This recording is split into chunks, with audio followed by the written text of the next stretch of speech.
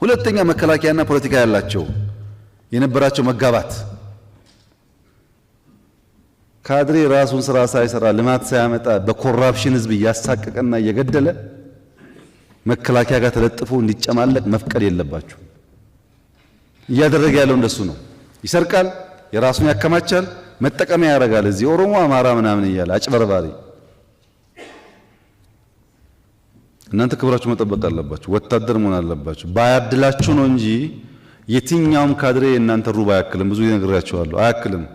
በጭንቁ ጊዜ እኮ እናንተ ናችሁ። ህዝቡን ያወያያችሁት እናንተ ናችሁ። የተዋጋችሁ እናንተ ናችሁ። በቦቴ ውሃ ያጠጣችሁ እናንተ ናችሁ፣ ካድሬ አይደለም።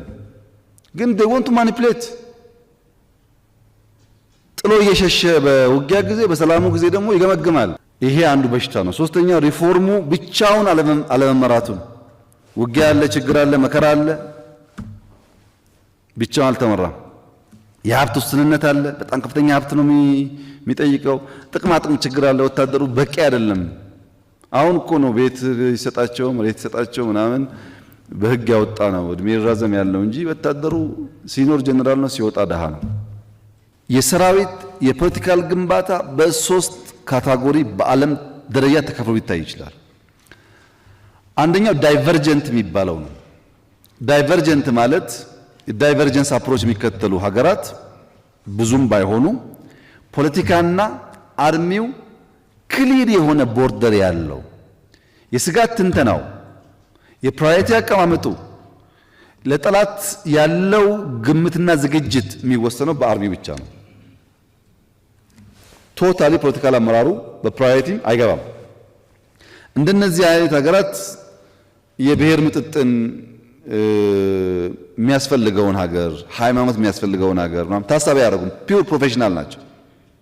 ለምሳሌ ኦሮሞና አማራ ብቻ ፕሮፌሽናል ናም ብለው ሙሉ ወታደሩን ይዘው ፖለቲካ አመራሩ ለምንድን ነው ወላይታ ማትጨምሩ ብሎ መጠየቅ አይችልም። ፕሮፌሽናል ስለሆነ ፒውርሊ እነሱ ይሆናል ማለት ነው። እኛ ደግሞ እዛ አልደረስንም። እንደምታውቁት እንኳን ውጪ እዚህ አልደረስንም። ዳይቨርጀንስን ብንከተል ፕሮፌሽናሊዝሙ አድቫንቴጅ ያለው ቢሆንም ይሄ ፖለቲካል በሽታችን አርሚን ያፈርስብናል። ሁለተኛው ኮንቨርጀንስ ነው።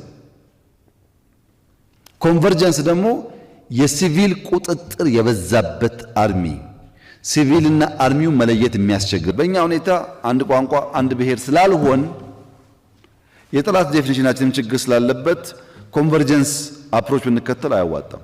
የኛ ያሁኑ ፕላስቲክ የሆነ ነው፣ ሚዛናዊ የሆነ ነው። ፕላስቲክ ሲባል አንደኛ ፕሮፌሽናሊዝም ይጠበቃል፣ መቀላቀል መኖር የለበትም። ነገር ግን ፕሪንሲፕሎች ይቀመጣሉ። ሀገራዊ ውቅርን ታሳቢ ያደረገ መሆን አለበት። ብሔር ብሔረሰብን ታሳቢ ያደረገ መሆን አለበት። ዘመን የሚሻገር መሆን አለበት። ወንድማማችነት ያለበት መሆን አለበት ብለን ፕሪንሲፕል ካስቀመጥን በኋላ ያንን ፕሪንሲፕል ፕሮፌሽናሊ የሚሰራ አርሚ ይሆናል ማለት ነው።